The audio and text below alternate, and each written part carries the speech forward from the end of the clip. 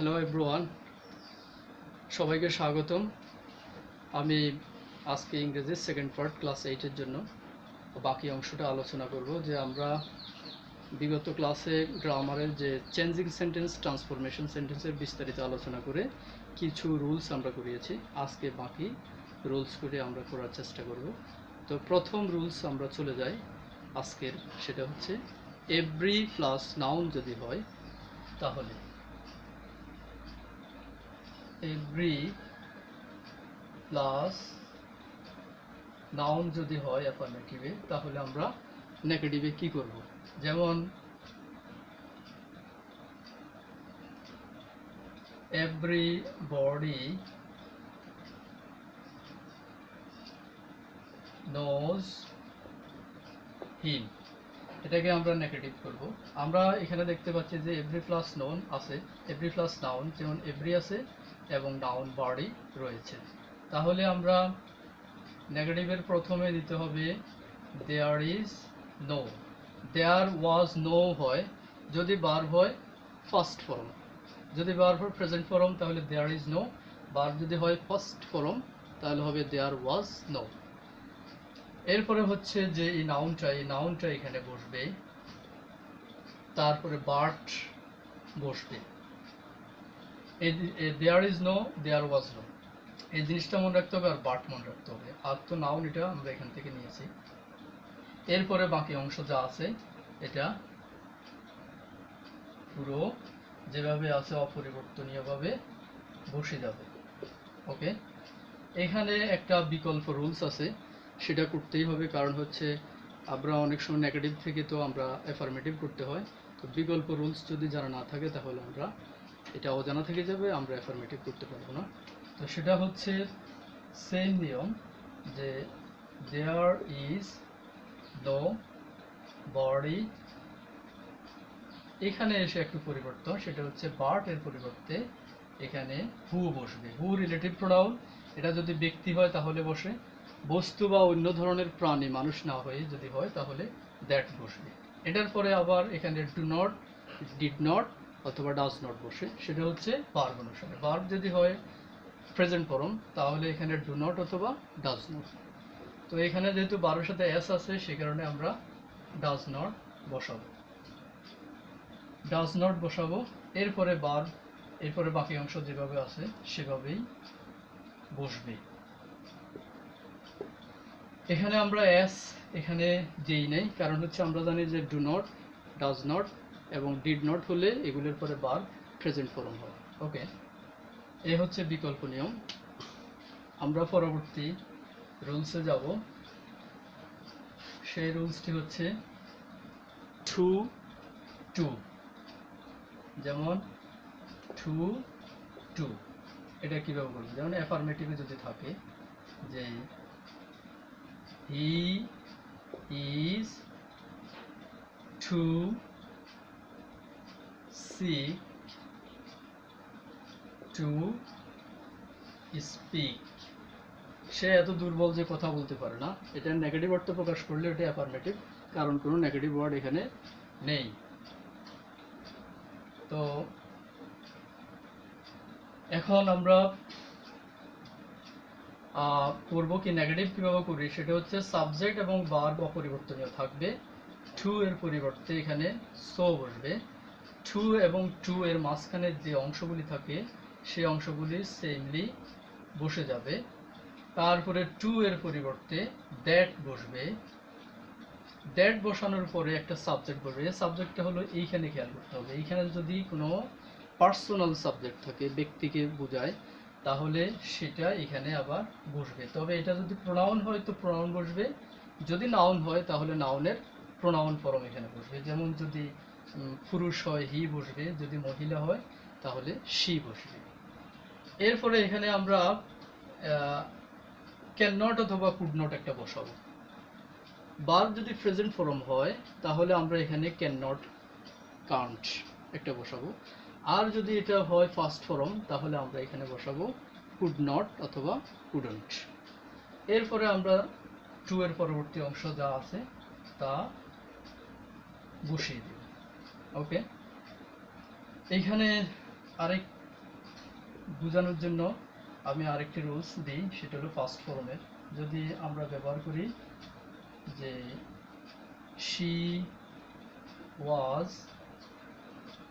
she was too weak to solve the sum, এখানে সাম মানে হচ্ছে অঙ্ক, সে এত দুর্বল যে অঙ্কটি করতে পারে না। তো এখানে আমরা নেগেটিভ করলে হয় যে আমরা জানি যে সাবজেক্ট এবং ভার্ব অপরিবর্তনীয় থাকবে, টু এর পরিবর্তে সো বসবে এবং টু এর মাঝখানে যা আছে তাই বসে যাবে। তারপরে টু এর পরিবর্তে দ্যাট বসবে। তারপর আমরা জানি যে সাবজেক্ট এখানে যে আছে সে বসবে ব্যক্তিবাচক পার্সোনাল প্রোনাউন। এরপর আমরা দেখতে পাচ্ছি ওয়াজ আছে, সে কারণে এখানে কুড নট বসবে। কারণ বসিয়েছি, এখানে বসানো জায়গা নাই, আমরা এখানে বসিয়েছি কুড নট, ওয়াজ থাকার কারণে। এরপরে পরবর্তী অংশ হচ্ছে solved the sum, এ হচ্ছে ফার্স্ট ফর্মের উদাহরণ। এখন যদি এইখানে পার্সোনাল প্রোনাউন না হয়ে যদি ইমপার্সোনাল হয়, তখন একটু পরিবর্তন আছে। তাহলে আমাদেরকে কি করতে হবে, যেমন আমরা যদি লিখি the load is too heavy to carry it, লোডটি এত ভারী যে এটা বহন করা যায় না। তো এখন আমরা এটাকে আমরা নেগেটিভ যদি করি, তাহলে লোড আমরা যদি ইম্পার্সোনাল, এটা কোনো ব্যক্তি না, তো এখানে কি হয় আমরা দেখি যে লোড এই সাবজেক্ট ভার্ব অপরিবর্তনীয়, টু এর পরিবর্তে আবার সো, টু এবং টু এর মাঝবর্তী যে ওয়ার্ডগুলি থাকবে সেগুলি বসবে। তারপর টু এর পরিবর্তে আমরা এখানে দ্যাট বসালাম। এরপরে আমরা এখানে এসে থামবো। এখানে কি থামবো, এখানে আমরা ইমপার্সোনালের জন্য আমরা ইট ব্যবহার করেছি। এখানে যে ইট আছে এই ইট না, আমরা এই পার্সোনাল প্রোনাউনের ইট ব্যবহার করলাম। এখন কি করতে হবে, এখন আমরা এখানে যে ক্যান নট না কুড নট বসাবো, তাই না? তো এখন আমরা দেখছি ভার্ব প্রেজেন্ট ফর্ম, তাহলে আমরা অবশ্যই ক্যান নট বসাবো। তারপরে এখানে বি বসাতে হবে, যেহেতু এটা ইমপার্সোনাল সে কারণে ক্যান নট বি, এবং এই ভার্ব কি হবে ফার্স্ট পার্টিসিপল ফর্ম, অর্থাৎ এটা প্যাসিভ মোডে চলে আসবে। এরপরে এখানে শেষ করব, কারণ হচ্ছে আমরা এখানে ইট আর ব্যবহার করব না, ইট একটাই ব্যবহৃত হবে এখানে। তো যেহেতু ইট সমানই, তাই একবারেই ব্যবহৃত হবে। তো আমরা এখন চলে যাব আরেকটি উদাহরণে, সেই উদাহরণটাও একটু ভিন্ন। যেমন একই উদাহরণ দিয়ে দেখাচ্ছি যে the load is too heavy for me, সময় খুবই কম, ফর মি। তারপরে হচ্ছে টু দিলাম, টু দিয়ে দিলাম টু ক্যারি ইট। এখানে আমরা ব্যতিক্রম ধর্মী দেখতে পাচ্ছি যে কি, যেখানে একটু বাড়ছে, যে হ্যাভির পরে ফর মি আমরা এনেছি একটু বড়। তো কি হবে, কোনো সমস্যা নেই, আমরা রোজ তো জানি যে আমরা সাবজেক্ট এবং ভার্ব অপরিবর্তনীয় বসালাম, টু এর পরিবর্তে আমরা সো বসালাম। এরপরে আমরা জানি টু থেকে টু পর্যন্ত মাঝামাঝি যে অংশগুলি আছে এগুলি যেভাবে আছে সেভাবেই বসবে, ফর মি। তারপরে দ্যাট, অর্থাৎ এই টু এর পরিবর্তে আমরা দ্যাট বসাবো। এখানে এসে থামবো, চিন্তা করবো এখন কি করব। সেটা হচ্ছে এখানে আমরা যে আগে লিখেছি যে এটা ইমপার্সোনালের কারণে ইট, কিন্তু এখন আর এই ইটটা এখানে আসবে না, কারণ এখানে যে চেঞ্জ হয়েছে যে একটা প্রেপোজিশনাল ফ্রেজ আছে, পরের পরে একটা মি আছে। যদি থাকে কখনো দেখো এইভাবে, এখানে যে কোনো অবজেক্ট থাকতে পারে, দেন, হিম এগুলি। তো এই অবজেক্টের সাবজেক্টিভ ফর্ম এখানে বসবে, এখানে মি অবজেক্ট, এটার সাবজেক্টিভ ফর্ম হচ্ছে আই। এরপর আমরা ক্যান নট বা কুড নট কোনটা বসাবো, ইজ আছে আমরা ক্যান নট বসাবো। এরপরে বাকি অংশটুকু যে ক্যারি ইট, বাস। এই হচ্ছে আমাদের টু এবং টু এর আলোচনা।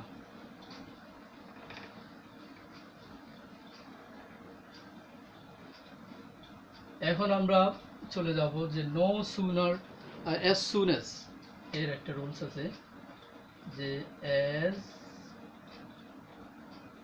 সুন অ্যাজ, যদি অ্যাফার্মেটিভে অ্যাজ সুন অ্যাজ থাকে, যে as soon as he came here we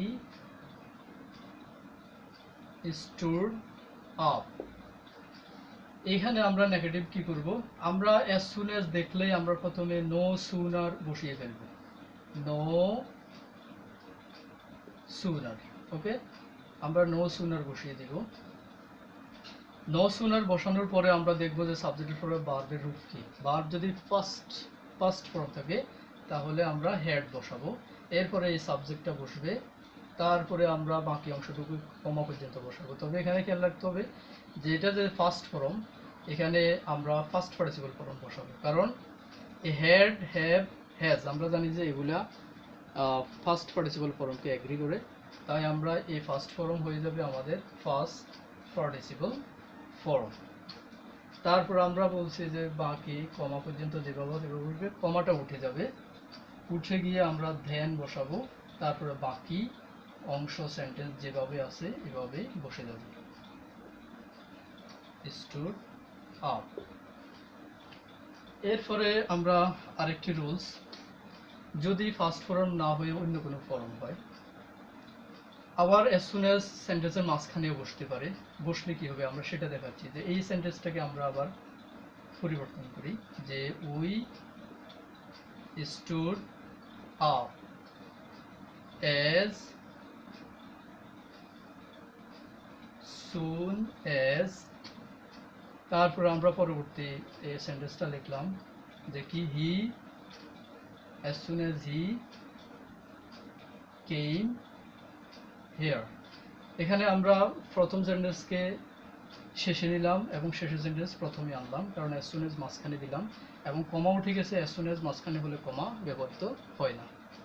তো এখানে নেগেটিভ করলে কি হচ্ছে দেখো, as soon as মাঝখানে থাকলেও আমরা এটারে প্রথমে আনতে পারি, যেমন আমরা নো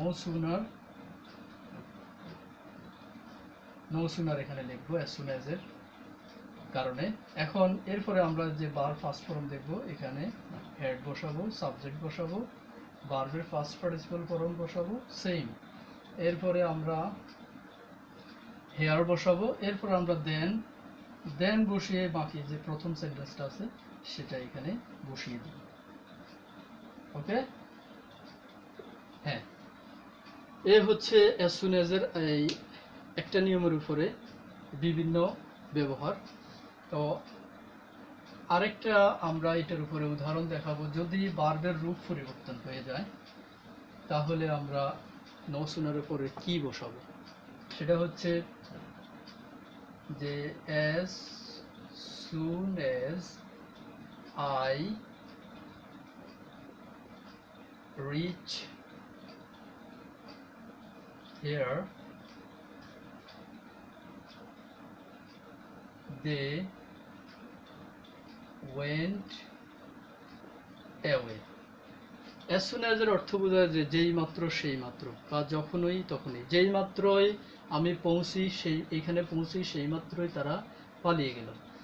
এখন এখানে as soon as এর পরিবর্তে আমরা জানি যে নো সুনার হয়, এরপর এখানে হেড বসবে না, এখানে ভার্ব আছে প্রেজেন্ট ফর্ম, এখানে ডু বসবে। ডু বসবে কি কারণে, বা এখানে আই আছে অথবা এখানে ভার্বের সাথে দেখা যাচ্ছে এস কিছু নাই মানে, তাহলে ডু এস থাকলে আমরা জানি যে ডাজ বসবে। আর যদি এখানে শেল উইল থাকে, এখানে শেল উইলের একটা বসবে, তারপরে সাবজেক্ট বসবে, এরপরে বাকি অংশগুলি যেভাবে আছে সেভাবে বসবে। তো ডু আমরা বসালাম, এরপরে আমরা এখানে যে সাবজেক্ট দিলাম, তারপরে আমরা দিলাম রিচ, দিলাম, তারপরে বাকি অংশগুলো দিলাম, দিয়ে আমরা কি করলাম, এখান থেকে আমরা জানি যে কমা উঠে গিয়ে এখানে দেন বসবে, তারপরে বাকি অংশগুলি বসবে went away.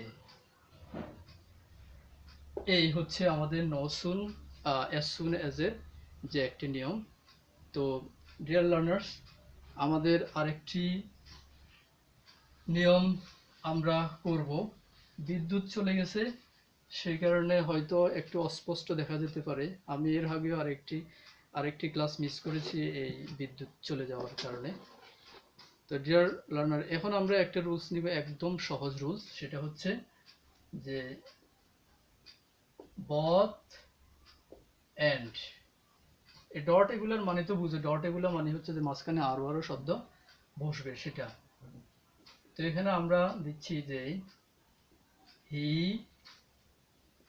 Is expert both in English and in mathematics, অর্থাৎ সংক্ষেপে দিলাম ম্যাথ। এখন এটারে আমরা নেগেটিভ করি। তো নেগেটিভ করলে আমরা যে হি ইজ সব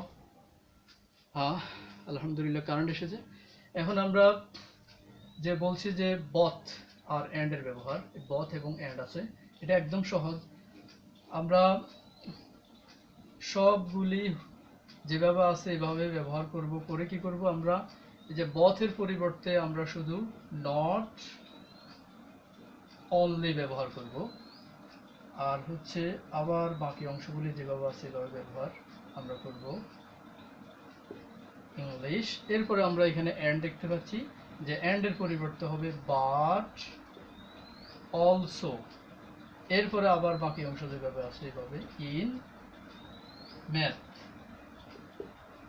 অর্থাৎ সে দক্ষ, অভিজ্ঞ শুধুমাত্র ইংরেজিতে নয়, তাছাড়া গণিতেও। এগুলি অর্থ প্রকাশ করে। তো তাহলে এটা একদম সোজা রুলস, যে বথ এন্ড থাকলে বথের পরিবর্তে ডাইরেক্ট নট অনলি, এবং এন্ড যেখানে আছে সেখানে পরিবর্তে বাট অলসো। সব কি থাকবে, আমাদের সেম থাকবে। ওকে,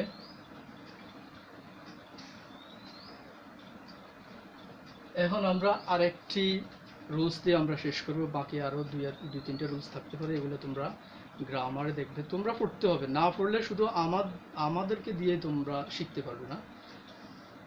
আর তো আমার রুলসগুলি দেখে বা তোমরা আরো কন্টেন্টগুলি দেখো বিভিন্ন মাধ্যমে, এগুলো দেখে তোমরা নিজেরাই প্র্যাকটিস করতে হবে বাড়িতে। তো আমরা আজকে শিখবো লাস্ট রুল, সেটা হচ্ছে যে পজিটিভ ডিগ্রি। পজিটিভ ডিগ্রি হলে কি করতে হবে, যেমন আমরা দেখাচ্ছি যে হি ইজ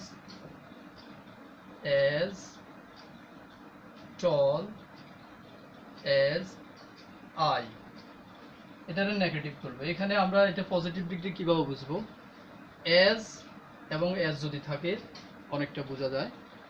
আর হচ্ছে যে আমরা যদি ডিগ্রির মধ্যে দেখি, যে আমরা জানি যে ডিগ্রির অ্যাডজেক্টিভ অফ ডিগ্রি হলো তিন প্রকার, যে পজিটিভ, কম্পারেটিভ এবং সুপারলেটিভ।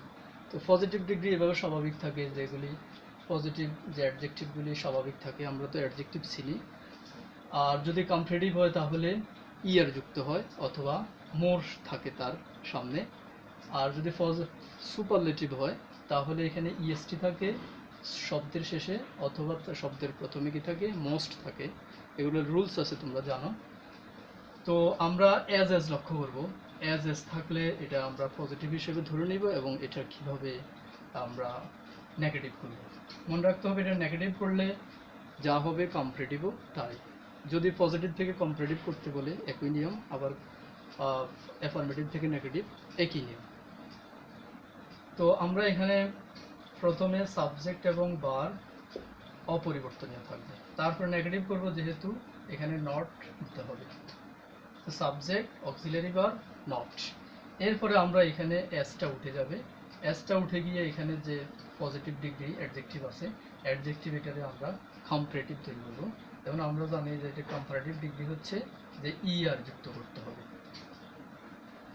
তাহলে টলার এটা কম্পারেটিভ হয়ে যাবে। এরপরে আমরা জানি কম্পারেটিভ ডিগ্রি হলেই আমরা ধ্যান বসাইতে হয়, কম্পারেটিভ ডিগ্রির পরে সবসময় ধ্যান বসে।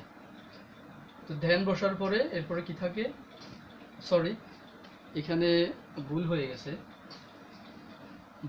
আমাদের, সেটা হচ্ছে আমরা নেগেটিভ করতে হলে আমাদের এখানে এই যে দ্বিতীয় সাবজেক্টটা প্রথমে আনতে হবে, দ্বিতীয় সাবজেক্টটাকে প্রথমে আনতে হবে। তারপর আমরা অক্সিলিয়ারি ভার্ব বসাবো, এখানে হির কারণে ইজ আছে, আমরা এম বসাবো, তারপর আমরা নট বসাবো। এরপরে আমরা এজ উঠিয়ে দিয়ে বলছি যেভাবে আছে আগের কথাগুলি, চলার, তারপরে দেন, তারপরে বসবে এই যে প্রথম সাবজেক্ট বসে যাবে। এইভাবে করে আমরা এই পজিটিভ ডিগ্রিগুলোকে আমরা নেগেটিভ বা কম্পারেটিভ সেম দিলাম। তো প্রিয় শিক্ষার্থীরা, আগেও বলেছি যে তোমরা এটা প্র্যাকটিস করতে হবে বাড়িতে, প্র্যাকটিস করলেই বুঝে আসবে। আর আমরা সামনের দিকে আর চেঞ্জিং সেন্টেন্স আর করাবো না, আমরা প্যাসিভ ভয়েস চেঞ্জের দিকে আমরা যাব। তো সে পর্যন্ত তোমরা সবাই সুস্থ থাকো, ভালো থেকো, আল্লাহ হাফেজ।